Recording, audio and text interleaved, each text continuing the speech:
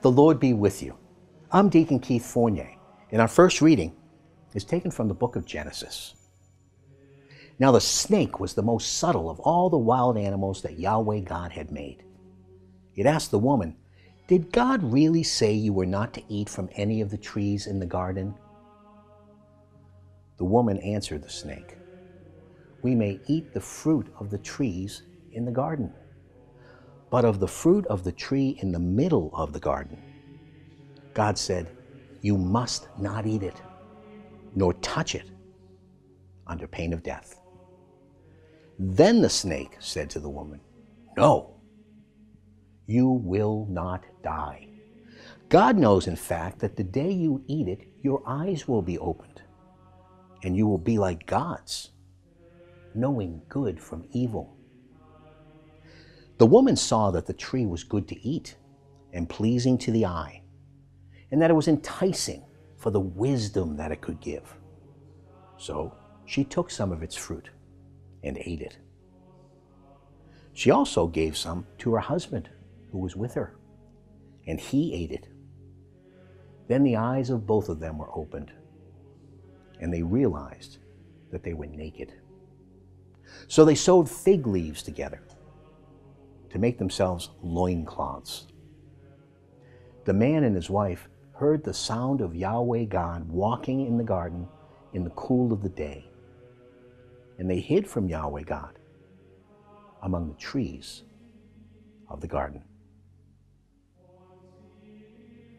And our response is taken from Psalm 32.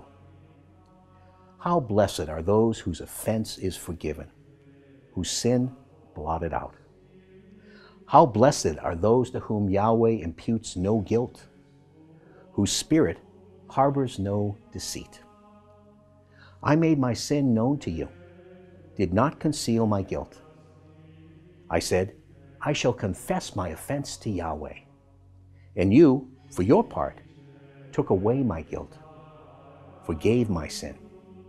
That is why each of your faithful ones prays to you in times of distress. Even if great floods overflow, they will never reach your faithful. You are a refuge for me. You guard me in trouble. With songs of deliverance, you surround me. A reading from the Holy Gospel according to St. Mark. Returning from the territory of Tyre, he went by way of Sidon toward the Lake of Galilee, right through the Decapolis territory. And they brought him a deaf man who had an impediment in his speech. And they asked him to lay his hand on him. Jesus took him aside to be by themselves, away from the crowd, put his fingers into the man's ears, and touched his tongue with spittle. Then looking up to heaven, he sighed, and he said to him, Ephatha, that is, be opened.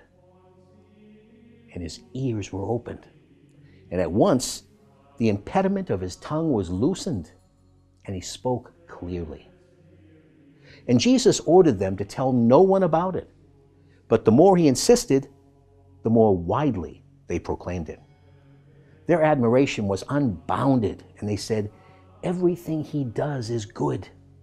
He makes the deaf hear, and the dumb speak.